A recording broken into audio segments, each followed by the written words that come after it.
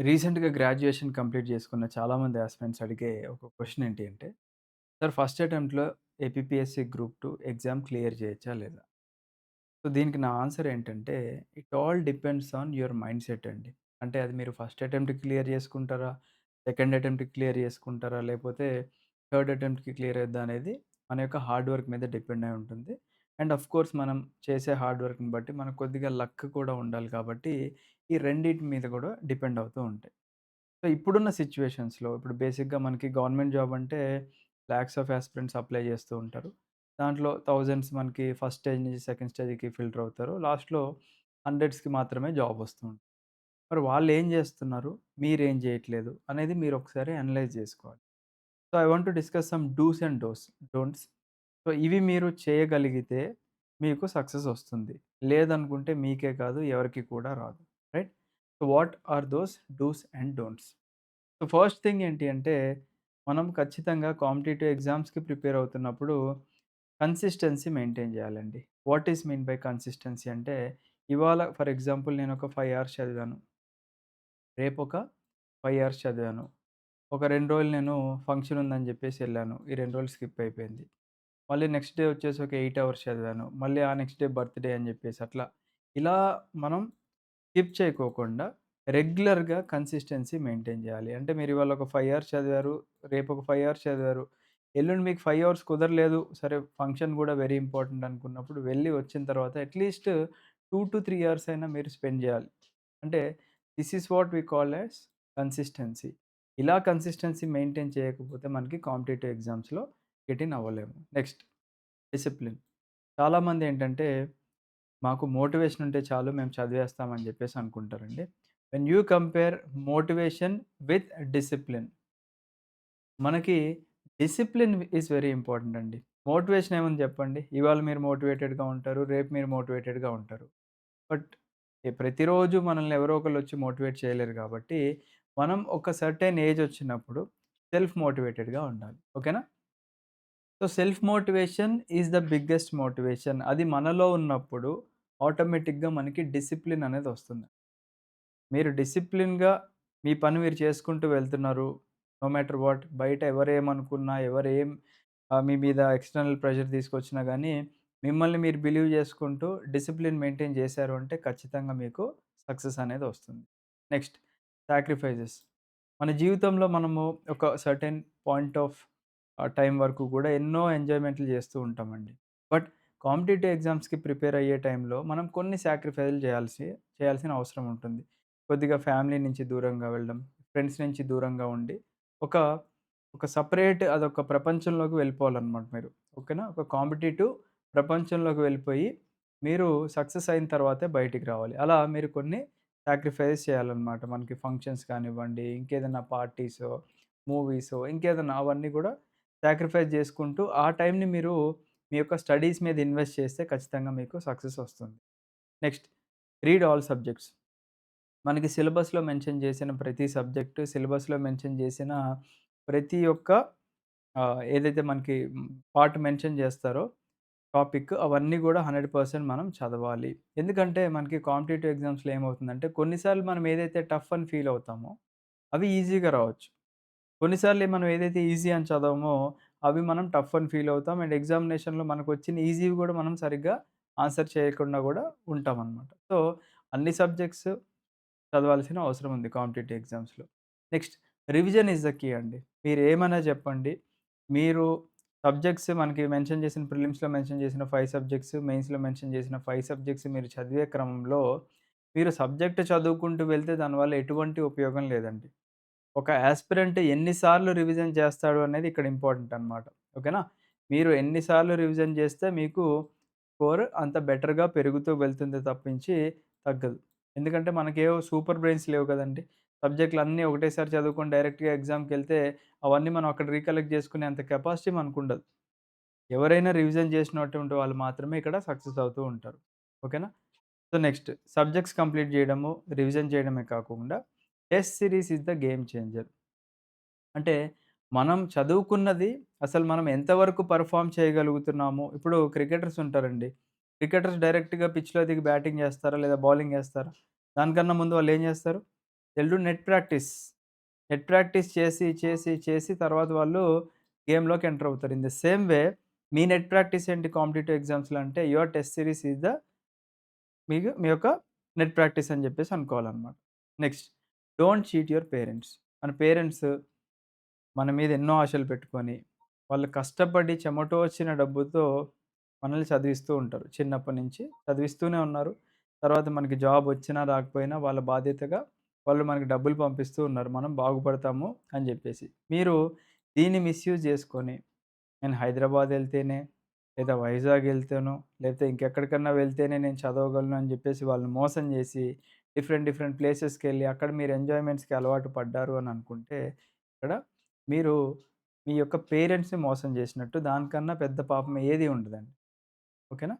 Next daily, weekly, monthly schedule వేసుకోవాలి. ఓకేనా? And ఆ షెడ్యూల్ ఏదైతే మీరేసుకుంటున్నారో అది అచీవబుల్ అయ్యుండాలన్నమాట. ఓకేనా? ఇవాళ మీరు డైలీ టార్గెట్ పెట్టుకున్నారండి. ఓకేనా? ఆ టార్గెట్ మీరేదైతే పెట్టుకున్నారో అది అచీవబుల్ టార్గెట్ అయ్యుండాలి. అంటే మీరు దాన్ని ఖచ్చితంగా 100% ఫుల్‌ఫిల్ చేసేలాగా ఉండాలి. ఓకేనా? తర్వాత వీక్లీ టార్గెట్స్ పెట్టుకోవాలి. అండ్ అలాగే మంత్లీ టార్గెట్స్ పెట్టుకుంటూ మీరు చదివితేనే ఇక్కడ వర్కౌట్ అవుతుంది. And maintain separate notes. చాలామంది యాస్పిరెంట్స్ చేసేది మిస్టేక్ ఏంటో చెప్తానండి నేను. కాంపిటీటివ్ ఎగ్జామ్స్‌కి అని చెప్పేసి ఎంటర్ అయిపోయినప్పుడు మనకి జస్ట్ మీకు కొంతమంది ఏం చేస్తారంటే స్టాండర్డ్ బుక్స్ చదువుకుంటూ వెళ్ళిపోతారు. రైట్. మరి ఎగ్జామినేషన్ ముందు మీకొక 10 రోజులు టైం ఉంది. లేదా 5 డేస్ టైం ఉంది. ఆ టైంలో మీరు రివిజన్ జేస్తారా? మీ దగ్గరున్న స్టాండర్డ్ బుక్స్ ఒక 10, 15 ఉన్నాయనుకోండి. అవన్నీ మీకు రివిజన్ చేసే టైం ఉందా? లేదా? అనేది మీరు ఒకసారి ఆలోచించుకోండి. అందుకే మీరు ఒక సెపరేట్ షార్ట్ నోట్స్ అనేది మెయింటైన్ జేయాలి. It must be in the form of exam oriented. Exam ఓరియెంటెడ్‌గా ఒక షార్ట్ నోట్స్ మీరు మెయింటైన్ చేసుకుంటే ఫర్ ఎగ్జాంపుల్ పాలిటీ ఉందనుకోండి. ఒక 10 లేదా 20 పేజెస్‌లో మీకు కంప్లీట్‌గా పాలిటీ మొత్తం కవర్ అయ్యేలాగా ఒక షార్ట్ నోట్స్ చేసుకోవాలన్నమాట. మీరు దాంట్లో కంపారిజన్సో, టేబుల్సో ఏదైనా చేసుకోండి. అవి మీకు 100% ఎగ్జామ్‌కి యూజ్ అయ్యేలాగా ఉండాలి. సో, మీరు ఓన్‌గా షార్ట్ నోట్ మేకింగ్ చేసుకుంటే మీకు ఖచ్చితంగా హెల్ప్ అవుతుంది. And go through the PYQs. అసలు రీసెంట్‌గా ఏపీపీఎస్సీ వాళ్ళు ఏ ఎగ్జామ్ కండక్ట్ చేశారు? ఏపీపీఎస్సీ వాళ్ళు గ్రూప్ 2 అనే కాకుండా ఇంకేదైనా ఎగ్జామ్ కండక్ట్ చేశారా? గ్రూప్ 1. గ్రూప్ 1 కాకుండా ఇంకేదైనా ఎగ్జామ్స్ కండక్ట్ చేస్తున్నారా? అవి మన స్టేట్‌లో ఏమి ఎగ్జామ్స్ నడుస్తున్నాయనేది మనకు ఒక అవగాహన ఉండి, ఆ పేపర్స్ మీరు ఒకసారి చూస్తే వాటిలో నుంచి కూడా క్వెషన్స్ మనకి రిపీట్ అవుతూ ఉంటాయి కాంపిటీటివ్ ఎగ్జామ్స్. అది కూడా మీరు ఒకసారి గమనించాలి. సో, అవన్నీ కూడా డూస్ అండి. అంటే మీరు చేయాల్సిన పనులు, చేయకూడని పనులు కొన్నుంటాయి. ఏంటివి అవి? డు నాట్ ప్రోక్రాస్టినేట్ అంటే పోస్ట్‌పోన్‌మెంట్ చేసుకుంటూ వెళ్ళడం. అంటే నేను ఇవాళ ఒక పని చేద్దాం అనుకుంటున్నాను. అది చేయను. రేపు చేద్దాంలే, ఎల్లుండి చేద్దాంలే, నాకు మూడొచ్చినప్పుడు చేద్దాంలే అనుకుంటే అది వర్కౌట్ అవ్వదండి. And stay away from social media. Social media నుంచి మీరెంత దూరంగా ఉంటే మీకు అంత మంచిది. చాలామంది యాస్పిరెంట్స్ ఏం చేస్తారంటే ఏదైనా చిన్న డౌట్ వస్తది. ఫర్ ఎగ్జాంపుల్ ప్రోక్రాస్టినేట్ అనే పదాన్ని నేను చెప్పానిక్కడ. దాని మీనింగ్ వెతుకుదామని చెప్పేసి ఫోన్ ఓపెన్ చేస్తే పైన ఏదో నోటిఫికేషన్‌లు వచ్చినాయి కదా! అని చూస్తా ఉంటాడు. ఆ ఇన్‌స్టాగ్రామో లేకపోతే ఇంకేదైనా నొక్కుతాడు. ఇక అటంతా పోతది. తర్వాత అప్పుడు రియలైజ్ అవుతాడు. ఒక 2-3 అవర్స్ తర్వాత రియలైజ్ అయ్యి ఫోన్ ఇట్లా లాక్ చేసి మళ్ళీ ఏం చదువుతున్నానని జెప్పేసి చూసినప్పుడు, ఈ ప్రోక్రాస్టినేట్ మీనింగ్ చూడాలి గదా! నేనెందుకు ఫోన్ 2-3 అవర్స్ వేస్ట్ చేశాను అని జెప్పేసి అనుకుంటూ ఉంటారు. So, that is the power of social media. అంటే మిమ్మల్ని డిస్ట్రాక్ట్ చేయడానికి మాత్రమే ఉంది. దీన్ని మీరు మంచికి వాడుకుంటే చాలా మంచిగా ఉంటుంది. చెడుకు వాడుకుంటే మీ యొక్క వాల్యుబుల్ టైం వేస్ట్ అవుతూ ఉంటుంది. And do not rely on many books అండి. ఇప్పుడు గూడా రీసెంట్‌గా సొసైటీకి ఒక బుక్ అని జెప్పేసి, ఆ బుక్ అని, ఈ బుక్ అని కొత్త కొత్త బుక్స్ వస్తూ ఉన్నాయండి మార్కెట్‌లో. Trust your sources. మీ సోర్సెస్‌ని మీరు ట్రస్ట్ చేయండి. వాటినే మల్టిపుల్ టైమ్స్ రివైజ్ చేసుకుంటే 100% మీకు హెల్ప్ అవుతుంది. మాక్సిమం గవర్నమెంట్ సోర్సెస్ మీరు రిఫర్ చేయడానికి ట్రై చేయండి. తెలుగు అకాడమీ బుక్స్ ఓకేనా? లేదా అంబేద్కర్ ఓపెన్ యూనివర్సిటీ బుక్స్ లేదా ఇంకేదన్నా యూపీఎస్సీ స్టాండర్డ్ బుక్స్ మీరు రిఫర్ చేయడానికి ట్రై చేయండి. And do not compare yourself with others. మిమ్మల్ని మీ ఫ్రెండ్స్‌తో కంపేర్ చేయకండి. మేబీ మీ ఫ్రెండ్ ఇప్పుడు టెస్ట్ సీరీస్‌లో మీకన్నా మంచి మార్క్స్ రావచ్చు. But at the end of the day మీకు ఫైనల్ ఎగ్జామినేషన్ అంటే ఏదైతే మెయిన్స్ కండక్ట్ చేస్తారో ఆ టైంలో మీకే ఎక్కువ మార్క్స్ రావచ్చు. సో, కంపారిజన్ అనేది మనకి ఎక్కువ ఉండకూడదండి. అంటే ఒక హెల్తీ కాంపిటీషన్ ఉండాలి. బట్ కంపారిజన్ ప్రతి దానికి కూడా మనకు అవసరం లేదు. మీ కెపాసిటీ మీది, మీ ఫ్రెండ్ కెపాసిటీ మీ ఫ్రెండ్‌ది. అండ్ ఓవర్ బర్డెన్ అయితే మీరు క్రియేట్ చేసుకోకండి. ఓకేనా? అన్నీ మీరు ప్రొకాస్టినేట్ చేసుకుంటూ లాస్ట్‌లో నేను ఒకటేసారి చదివేద్దాం అనుకుంటే మీకు ఓవర్ బర్డెన్ అవుతుంది. ఆ పని మాత్రం చేయకండి. ఒక బ్యాలెన్స్డ్ అప్రోచ్‌తో వెళ్ళాలి మీరు. ప్రిలిమ్స్ చదువుకోవాలి, మెయిన్స్ చదువుకోవాలి. ప్రిలిమ్స్ అనేది జస్ట్ క్వాలిఫైయింగ్ ఎగ్జామినేషన్. మెయిన్స్ చదువుకుంటే మీకు ఒక జాబ్ వస్తుంది కాబట్టి, మీరు 2 బ్యాలెన్స్ చేసుకుంటూ వెళ్ళాలి. మేజర్ ప్రయారిటీ మీరు మెయిన్స్‌కి ఇవ్వాలన్నమాట. చాలామందేంటంటే హెల్త్ కూడా ఇగ్నోర్ చేస్తూ ఉంటారు. డైలీ 10 అవర్స్ ఆఫ్ ప్రిపరేషన్, తర్వాత 18 hours of preparation, 20 hours of preparation అని ఇలా ప్రిపరేషన్‌లో పడిపోయి మీ యొక్క వాల్యుబుల్ హెల్త్‌ని ఇగ్నోర్ చేస్తారు. ఇలా మీరు ఇగ్నోర్ చేస్తే సడెన్‌గా మీరు ఒక డాక్టర్ వచ్చేసి మీకు ఒక 30 డేస్ కంప్లీట్ రెస్టే ఇవ్వాలి అని చెప్పేసి అన్నారనుకోండి. ఇక్కడ మీరు 30 డేస్ కోల్పోతున్నారు. దాని బదులు మీరు రెగ్యులర్‌గా కన్సిస్టెంట్‌గా ఒక ఫ్యూ అవర్సే చదవండి. బట్ ప్రొడక్టివ్‌గా చదివితే సరిపోతుంది. Next, don't neglect basics. ఇప్పుడు ఏపీపీఎస్సీ గ్రూప్ 2 ప్రిలిమ్స్ యూపీఎస్సీ స్టాండర్డ్‌లో ఇచ్చారు. మెయిన్స్ వచ్చేసి కంప్లీట్‌గా బేసిక్ పేపర్ ఇచ్చారు. ఈ రోజుల్లో మనకి ఏ కోచింగ్ సెంటర్ కూడా అంత బేసిక్స్ టచ్ చేయరనమాట. ఎందుకంటే ఇప్పుడున్న కాంపిటీటివ్ ఎరాలో అసలు ఆ బేసిక్స్ ఎవరు అడగట్లేదు అనుకున్నారు. But for the first time మనకి ఏపీపీఎస్సీ గ్రూప్ 2 మెయిన్స్‌లో బేసిక్స్ కూడా అడిగారు కాబట్టి మీరు సేఫ్ సైడ్ ఉండాలి అనుకుంటే do not do not ignore the basics. Right.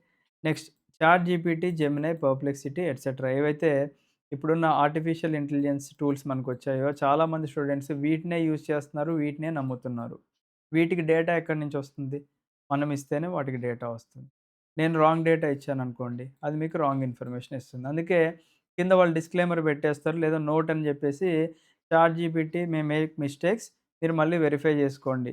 Gemini mistakes చేస్తుంది, వెరిఫై జేసుకోండి. పర్ప్లెక్సిటీ మిస్టేక్స్ చేస్తుంది, వెరిఫై జేసుకోండి అనే అంటుంది. సో, వీటిని గుడ్డిగా నమ్మకండి. గుడ్డిగా నమ్మకండి. మీ సోర్సెస్‌నే మీరు నమ్ముకోండి. వాటినే మీరు రివైజ్ చేయండి. మంచి టెస్ట్‌లు రాయండి. మీకు సక్సెస్ వస్తుంది. ఓకే. నెక్స్ట్, ఇందాక చెప్పినట్టుగా మీరు అసలు ఎగ్జామినేషన్ ప్రెజెంట్ ఏమేమి జరుగుతున్నాయి, క్యాలెండర్ ఇయర్ ఉన్న ఎగ్జామినేషన్స్ ఏమున్నాయి అవి కూడా మీరు ఒకసారి చెక్ జేసుకోవాలి. నెక్స్ట్ వచ్చేసి నెగెటివ్ మార్కింగ్ ఎగ్జామినేషన్ కాబట్టి ఏపీపీఎస్సీ కండక్ట్ చేసే ఎగ్జామ్స్ యాక్యురసీ ఈజ్ ఇంపార్టెంట్. ఓకేనా? మీరు ఖచ్చితంగా సబ్జెక్ట్ తెలుసుకుంటేనే మీరు బిట్స్ ఆన్సర్ చేయగలరు. సగం సగం నాలెడ్జ్‌తో వెళ్తే ఓన్లీ సగమే ఎలిమినేట్ చేయగలరు. ఇంకొక 50%లో అది మీ లక్ మీద డిపెండ్ అయి ఉంటుందన్నమాట. అది పాజిటివ్‌గా వెళ్ళొచ్చు, నెగెటివ్‌గా కూడా వెళ్ళొచ్చు. ఓకేనా? సో, ప్రీవియస్‌గా మీరు మిస్టేక్స్ ఏమైనా చేస్తున్నారా కాంపిటీటివ్ ఎగ్జామ్స్‌లో అనేది కూడా మీరు ఒకసారి ఐడెంటిఫై చేసుకొని వాటిని మళ్ళీ రెక్టిఫై చేసుకోవడానికి మీరు ట్రై చేయండండి. ఓకేనా? యెస్. మీకింకా ఏపీపీఎస్‌సీ గ్రూప్ 1 అండ్ గ్రూప్ 2కి సంబంధించిన గైడెన్స్ కావాలి అనుకుంటే మీరు ఇక్కడ కనిపించే నంబర్ 8985237565 కాల్ చేయొచ్చు. మీకు ఒకవేళ 175 డేస్ స్టడీ ప్లాన్ కానివ్వండి, లేదా 100 డేస్ స్టడీ ప్లాన్ కావాలి అనుకుంటే వీఐపీ లెర్నింగ్ యాప్ ఇన్‌స్టాల్ చేసుకోండి. దాంట్లో మీకు కనిపిస్తుంది. Thank you. Have a great day. జై హింద్.